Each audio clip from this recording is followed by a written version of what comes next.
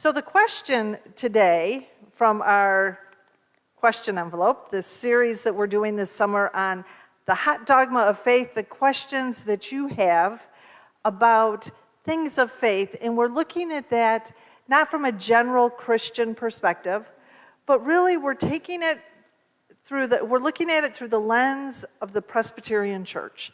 How do Presbyterians think about this? And the one thing as we as we talk today, I want to remind you that Presbyterians recognize that intelligent people can disagree.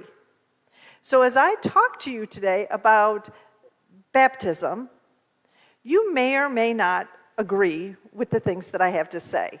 And guess what? As Presbyterians, that's okay. We can debate some of this stuff. We can talk about it. And we can ultimately come to disagree on these things. And it's okay. Because what we'll find is that Christian traditions believe in baptism. We respect baptism. Now, what we think is happening in baptism, we're going to be like the blind mice that we've talked about a few times here already this summer, where we each have a part of it in our traditions, but we don't necessarily have the whole thing. And so I was talking about this with my husband last night, and he has a very different take on baptism. And he started to get a little heated on this because he's a little bit like where we were last week, where we were talking about what does it mean to be saved? And that idea of accepting Jesus. And he has this sense that you have to have a moment of accepting Jesus as an adult. And that's important to the whole thing. And that's key to salvation. If you remember last week, we talked about that's not key to salvation, at least as we think about it as Presbyterians. It might be important, but it's not key. If you want to have further discussion, one of the things that this series should be doing is it should be creating more questions in you. So as we go along, every week, whether I say this or not, I invite you to write down further questions that come up. Because none of these things can we talk about in a short Sunday sermon. We could talk about it all day and never get to the point of it, or cover all of it. So just know that I expect that this is going to create more questions in you. Write them down, send them to me. It may give us additional things to talk about in the fall or ideas for Christian education. So know that it's okay for us to disagree on this. But let's go into what Presbyterians think about baptism. Some of this you have to go back in time to how the Presbyterian Church started. It was back in the Reformation, and if you think about a tree, the base of the tree was the Roman Catholic Church. And while there were some branches off, if you study church history, there were branches off early on. There's a big branch that branches off of the tree, off the family tree, at the time of the Reformation.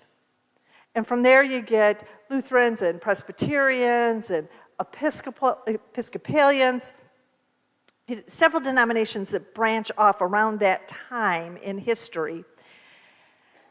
And so it's not surprising that they take some of the traditions that they had been following. They had been good Roman Catholics. John Calvin had been a Roman Catholic. Martin Luther was a Roman Catholic monk. So we've got that history there. And part of that history was baptizing babies. So where does this come from? Actually, it comes from the Old Testament, from this vision that Doug read a few minutes ago, where God's promise, this covenant, is for everyone in the family. And the way this covenant was marked in the Old Testament was through circumcision. When we fast forward through the generations into the New Testament, our early church saw baptism as the sign of the covenant. And what these signs are is they're visible signs of something that we can't see. It's a visible sign of something that God has already done. And so we call this, if we were in a good theology class right now, we would say that baptism is a sign and a seal, or a sign and a symbol of something that God has already done. And what God has done is God made a covenant with us, with you and with me. And God has invited us, through Jesus Christ, into a new family. Not our birth family, but our family of believers, our church family. And so as good Presbyterians, when we do a baptism, and you may remember this when you all gathered during COVID in the parking lot for a parking lot baptism of one of our little ones, you will remember or realize that, the family didn't just gather just themselves with Jim and baptize this baby, little Noah. But you know what? You all were important to that day, to that witness, because we're receiving Noah as part of the family. We're receiving that baby as part of the family. Did the baby know it? Did Noah realize that at the time? No. But now when you see him go through this church, you realize that he sees this place as a place that he is very comfortable with. He is comfortable to explore and to run in the hallways and to do all of the things that little kids his age do in places where they feel safe and they feel secure and they feel or they know that they belong. And you all agreed in that remembering God's promises, you all agreed to walk with this family, to support them, to nurture him in his faith. And we do that every time we baptize someone. The first time I saw a baptism in a Presbyterian church, actually it was the first time I ever saw a baptism. I was 8 months pregnant, and I'm hiding in the back of the church because I had been raised Roman Catholic and used to going to churches where I could be anonymous, and I was anything but anonymous in this Presbyterian church that Sunday, even though it was packed. But the pastor stood there. It was a day just like today. In fact, it was the first Sunday in July, and it was a beautiful, sunny day, and the pastor stood there in the chancel in his black clergy robe, holding this baby in a beautiful baptismal gown that had belonged in the family for generations. And he's holding this baby and he says, "For you, little one, Jesus Christ has come. For you, he has fought. For you, little one, he has suffered. For you, he entered into the shadows of Gethsemane and the hell of Calvary. For you, he uttered the cry, 'It is finished.' For you, little one, he rose from the dead and ascended into the heaven, and there he intercedes for you, little one, even though you do not know it." And that is the foundation of baptism in the Presbyterian Church.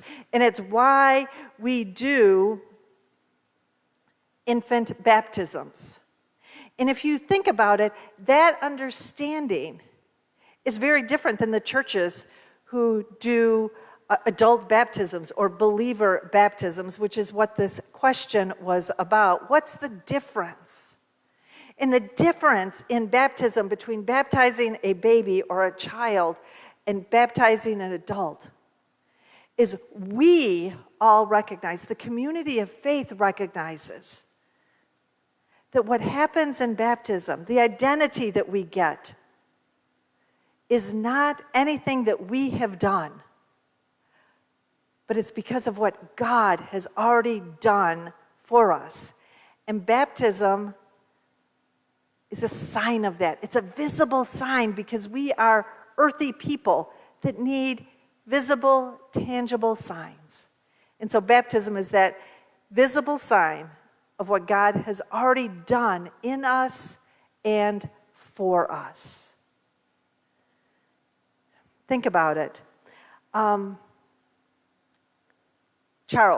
King Charles of England, he did not become king because of his coronation.